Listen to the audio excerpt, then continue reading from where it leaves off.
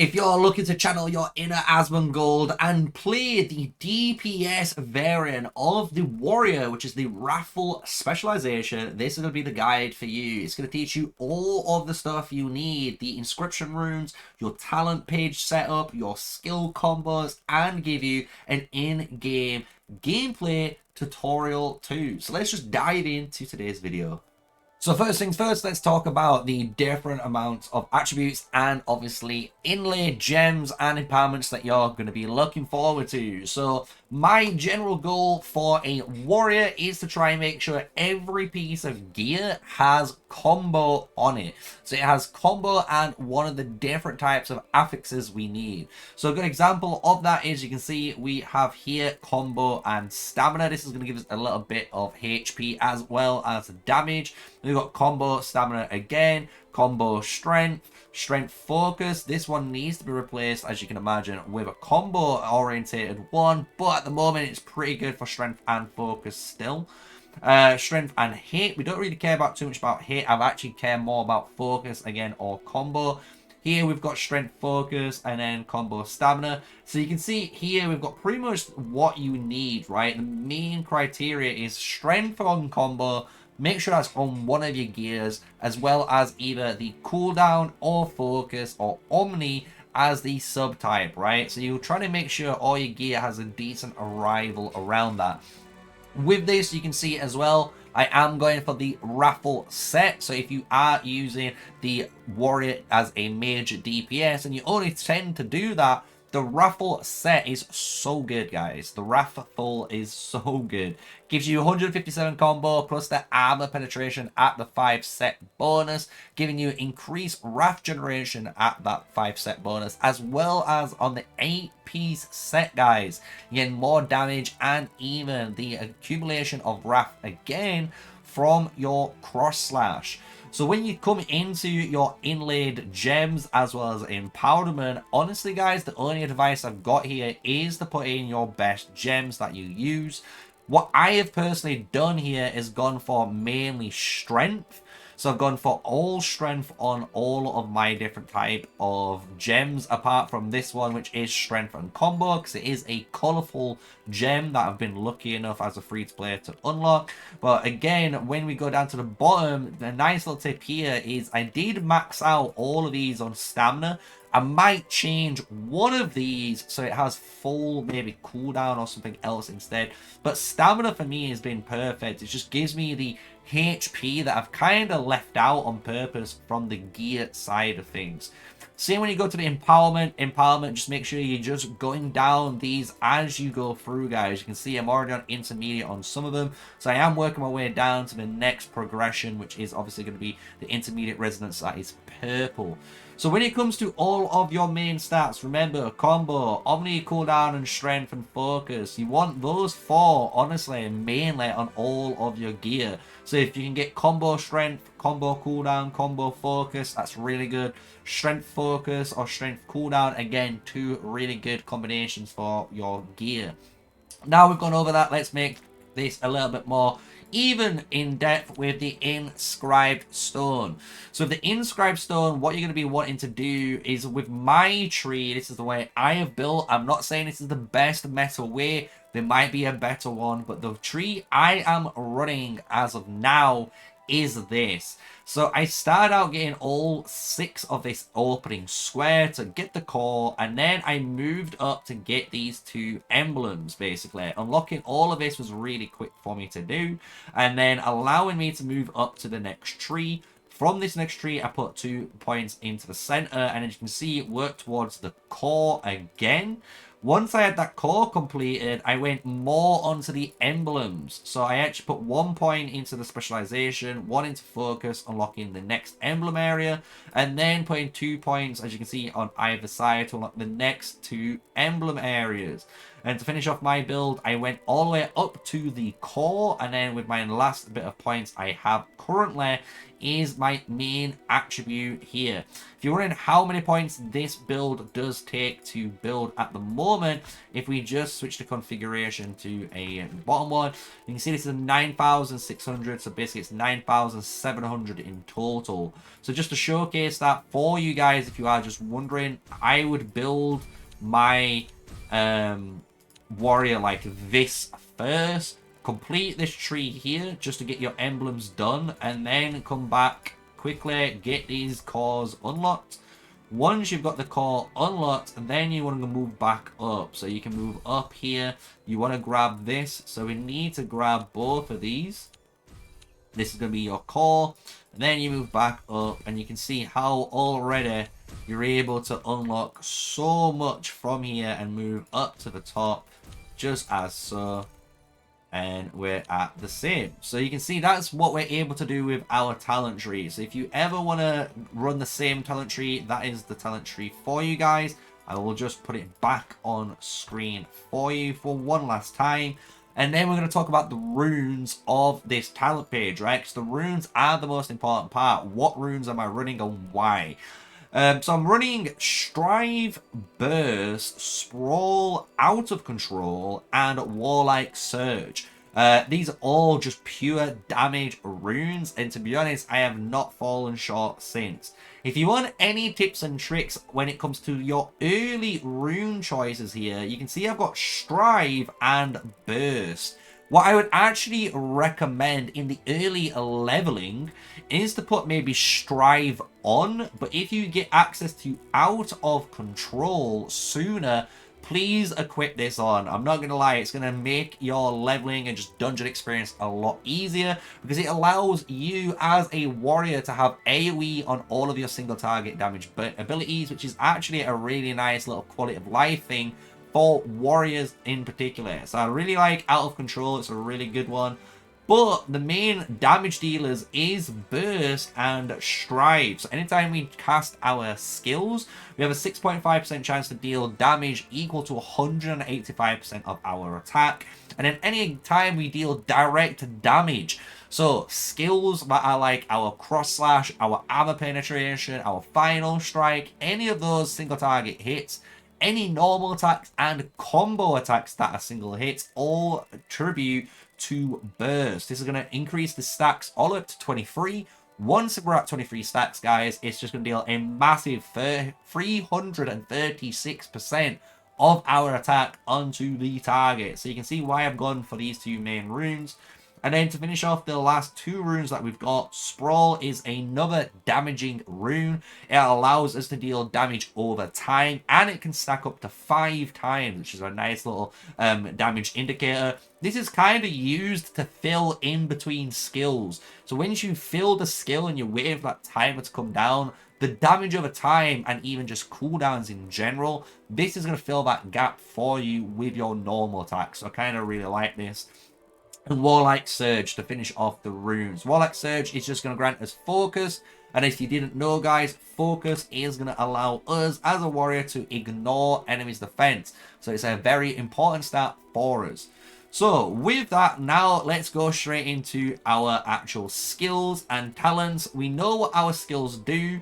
Cross slash and final strike is basically our wrath generators, guys. These are going to generate wrath to our passive skill here. As you can see, every 10 wrath generated will reset the cooldown of Fury Blades. This is very, very important with my talent build, as I'm going to explain in a moment. Armor penetration is going to increase the amount of damage dealt, plus another important part of our talent build. And then Blade Cyclone is our AoE move, and Infinite Rage is our enhancer, increasing our attack and again combo rate for our class, which is really, really good because it is increasing wrath generation, attack, combo, everything we need for warriors. So nice basic rundown of the skills. I didn't want to take too long in there. But this is going to be my talent page I am currently running. So I'm going to scroll down first so you can see where all of the points are at. And then I'm going to explain some of these points, right? So, first things first, core passives. Those are the golden things. If you want more core passives like me, you just need to increase your stats. So you can see if you have 31.1% combo, you're going to fulfill this green star. So you're going to have 2 gems. Once I hit 34% combo, guys, I will have 6% increased combo damage. Really, really important for warriors to have that 50% combo so you can keep dealing damage. As well as the Fury Blade or even cooldown. I actually like the Omni one, or should I say the cooldown one, wherever it is. This one here. So with the current cooldown reduction, you're able to actually reduce your main abilities. This is a really important one again. So I would try and get this at least to 10% or 19% if you're able to over time when it comes to your build, so you can have the most amount of uptime on your skills and rage. So now we've gone through all of those cores, as well as you can see what the talent tree is doing here now. Let's explain the power of this tree. So first things first, I want to get away from our Wrath Spread, Infinite Rage, and Wrath Outbreak. So this is basically whenever we trigger our Infinite Rage on Warrior, we actually are going to grant an area of effect buff to our teammates. And that's through Wrath Spread. They're going to get 50% of the bonuses, which is really good because as you can see here, our buff lasts for 2 seconds longer with a 9% increase in attack, which is really great, as well as generating us 1 wrath every second. That's really good for our warriors. Anyone else that's like a ranger, shadow swordsman, they're going to be really happy with this. They're going to gain that 35 extra attack. Even the fact that the combo rate is going to increase by 1.5% is no laughing matter. I don't know, someone might be able to correct me if I'm wrong, because I've never personally checked myself. But the warriors potentially could also share 50% wrath skills. I could be wrong on that, so don't take my word on that part of the infinite rage. But the attack and combo you do give to everyone. So it's a really important combo here at the very bottom of your talent tree. Now, let's go to the very top, because the very top is basically how my build for warrior works. So when we get our wrath meter full at the very bottom from casting our cross strike and final strike, we're going to have a 100% chance to enter rage for 5 seconds. So that bar lasts for 5 seconds every single time. So if you're able to try and make that bar reset, you're going to prolong the amount of rage you're in. That's going to be very important for your payoff skill, which is Rampage, which is increasing the amount of damage you deal by 6%, but you are going to take 6% extra. So it is a little bit of a double-edged sword, but we don't really care because we're dealing big dick damage as a warrior, right? So when we're coming into this now, we've got our rage generation online, and here is where we get all of our extensions or our build.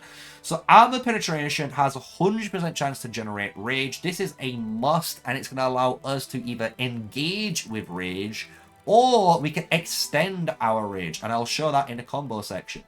Then we have, whenever we are in rage, we have a 4.5% increase in damage. We also get 75% more damage increase on cross slash for every 3 that we've done. And then also cross slash is going to increase our wrath generation.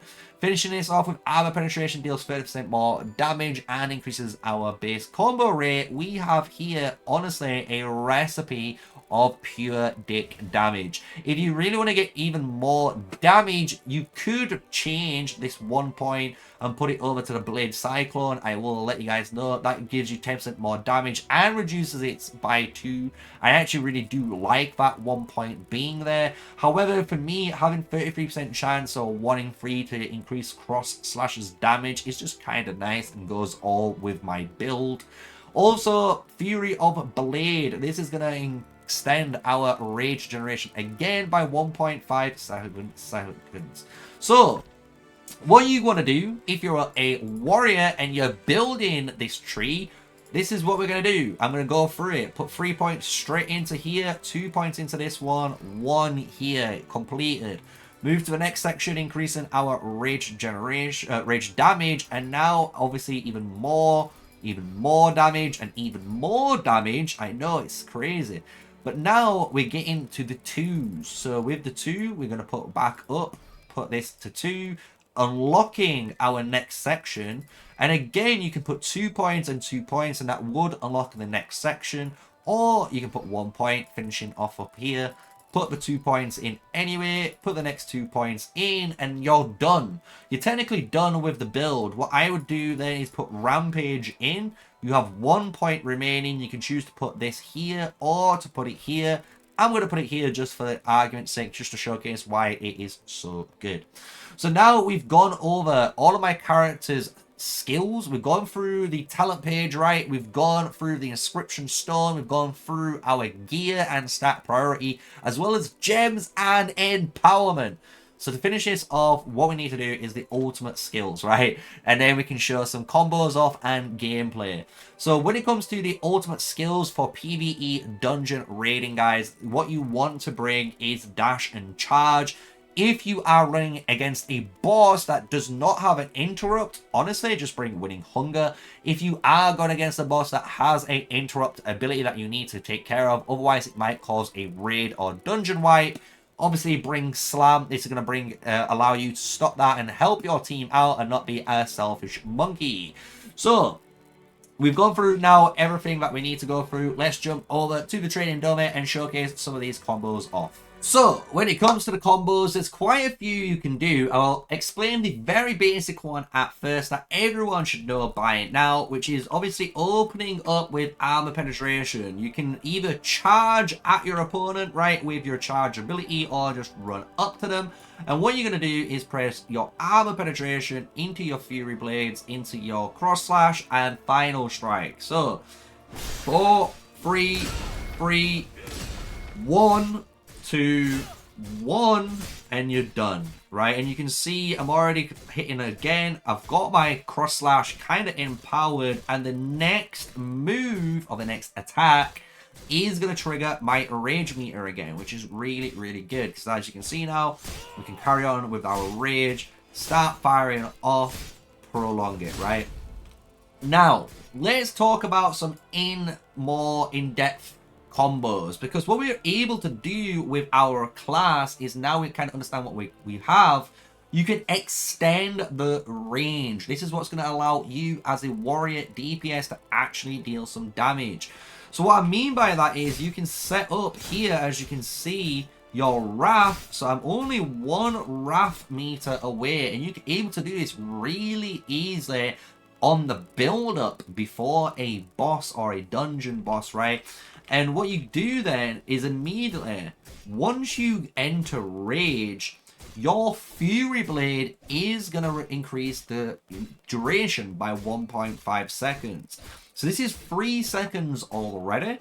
This also triggers our rage. So that's already a 5-second window added on. So in total, we're already adding 8 seconds to a rage meter of 5. So that's over 13 seconds of rage. Plus, you're able to get more the better and better you are at layering that skill combo. So let's showcase it off, right? So we press 1, let's get 3, press 3 again, press 1, press 1, and you can see now I can press 4 and I'm back on cooldown. And just by doing so, we're already back at that 1 tip like I showcased. So this is a really important part of our fundamentals as a warrior.